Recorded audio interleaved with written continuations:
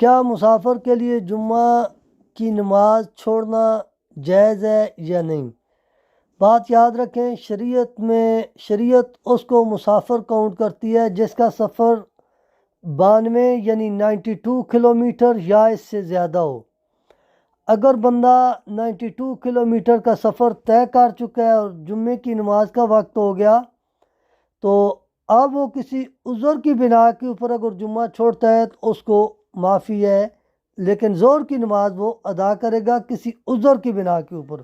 جان بوجھ کے جمعے کی مسجد بھی جمعہ ساتھ میں مل رہا ہے، بندہ سستی کرے اور جان بوجھ کے جمعے کی نماز ادا نہ کرے تو یہ ایک نامناسب بات ہے۔